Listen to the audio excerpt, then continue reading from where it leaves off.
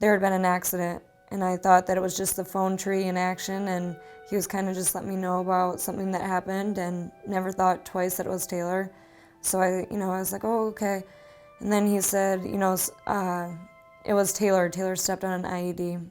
And I got out of the car and kind of paced around. I got sick and everything, and I immediately just wanted to be by his side. And I knew that he was in Afghanistan and he had to still jump from hospital to hospital before he got to the United States.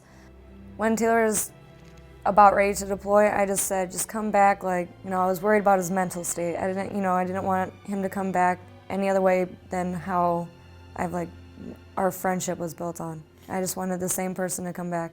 I wasn't scared for him to get hurt or anything like that. That never crossed my mind. I thought the hardest part of deployment would be not seeing him for 6 to 8 months. Well, when I was in the hospital, probably once I got out of the ICU in the intensive care unit, I was up on the 4th floor, and then they back off, on the pain meds a little bit and start waking up a little bit. And Danielle basically lived in that room, slept on the little reclining chair that they had, and then and basically would just leave, to go shower at a hotel and come back, and she was there for pretty much everything. She'd be always writing down the everything the doctors said, and keeping a little hospital diary type thing. And you hungry? Yeah. I'm gonna grab myself a brownie treat. Oh, hey, a little brownie treat. It's ironic now because he literally came back missing all of his limbs, but is exactly the same person he was before he left. And I don't think anything has changed because we built our relationship based on a strong foundation of being best friends, and we still are. So we're just kind of working our way through a different life that we didn't think that we'd ever have, living at a hospital for 1.5 years and such, but we'll get to our end point, our end goal, just the same way. We tried not to look at what life was a few weeks ago and what life was now and what he could have done before and what he can do now.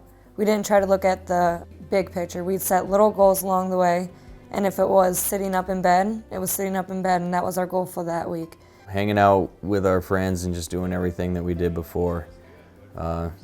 All this has been about, finding a new or a different way to do it, but the end goal, is to get back to, as normal as it can be and all that. So just finding different ways to do it, little tricks here and there. I definitely like driving. That brings back a huge level of independence, when you can drive somewhere and you can walk around, that's a big part of the puzzle there. So basically getting that drivability back. We're looking forward to taking the next step and moving on to the next thing and getting back to Iowa.